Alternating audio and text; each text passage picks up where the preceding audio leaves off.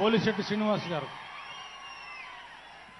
ఈరోజు 12వ ఆవిర్భావ సభకి మీ ముందు మాట్లాడే అవకాశం కల్పించినటువంటి మిత్రులు పవన్ కళ్యాణ్ గారికి, అదేవిధంగా వేదిక రాసినటువంటి పెద్దలందరికీ, అదేవిధంగా జన సైనికులకు వీరమహిళలందరూ కూడా నా ఉదయపూర్వ నమస్కారం. ఇవాళ రాష్ట్రం దోపిడీ అవుతున్నప్పుడు ఈ రాష్ట్రాన్ని కాపాడడం కోసం ఆయన తీసుకున్న త్యాగం ఇవాళ ఈ రాష్ట్రాన్ని కాదు భారతదేశంలోనే జనసేన పార్టీ అంటే ఏంటో తెలియజేసే విధంగా ఆయన ప్రవర్తన కూడా మనం చూసాం. ఇవాళ నరేంద్ర మోడీ గారు ఇవాళ ఆయన్ని కలపడానికి ఆయన పండి కష్టం కానీ, ఇవాళ 3 పార్టీలను కలిపి కష్టాన్ని కానీ మనం ఒకసారి లెక్క పెడితే ఆయన ఎంత కష్టపడితే, సినిమాల్లో కష్టపడితే కోట్లాది రూపాయలు సంపాదించేవాడు. అందరితో మాటలు కుటుంబ సభ్యులను సైతం కూడా మాటలు అనిపించుకొని ప్రజల కోసం, ప్రజల కష్టాల కోసం, ప్రజల కన్నీళ్లు తుడుస్తూ ఆయన సొంత డబ్బుని రైతు సోదరులందరూ కూడా డబ్బులు ఇచ్చి, అదేవిధంగా పేద కుటుంబాలను ఆదుకుంటూ మరి చేసినటువంటి ఈ ప్రయాణంలో మీరందరూ కలిసి ఇవాళ ఈ సభను ఇంత ఉత్తేజభరితంగా చేసేదానికి కారణమైన మీరందరూ కూడా 10 సంవత్సరాల పాటు పవన్ కళ్యాణ్ గారు సీఎం అవ్వాలి, పవన్ కళ్యాణ్ పవన్లో రావాలనే విధానంతో పనిచేశారు. ఇవాళ మరొక పార్టీ అయితే ఏది కూడా ఒక్కసారి ఓడిపోతే మళ్ళీ కనపడిన మన దరిదాపులో కూడా కనపడదు.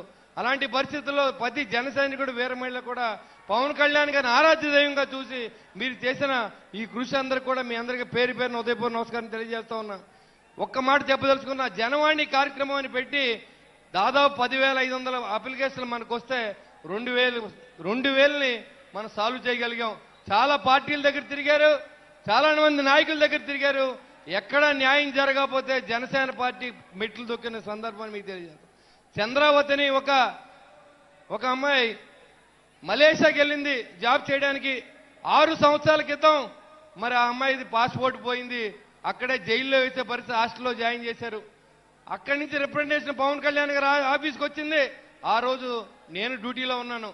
ఆ డ్యూటీలో ఉన్న సందర్భంలో కలెక్టర్ గారికి తెలియజేశా, ఎస్పీ గారికి చెప్పాం, ఎంఆర్ఓ గారికి చెప్పాం. కానీ వాళ్ళు ఏం పనిచేయాల. కానీ మన జన సైనికులు, ఎన్ఆర్ఐ జన సైనికులు, సింగపూర్లో ఉన్న జన సైనికులు, మలేషియా ఉన్న జన సైనికులు మళ్ళీ పాస్పోర్ట్ తీసుకొచ్చి 3 రోజుల్లో రాబోతా ఉంది. మరి ఆ అమ్మాయి ప్రాణం కాపాడిన ఘనత పవన్ కళ్యాణ్ గారికే దక్కుద్దని తెలియజేస్తా ఉన్నా. ఆయన చెప్పిన ప్రతి విషయాన్ని తూచా చెప్పకుండా పనిచేస్తా ఉన్నాం.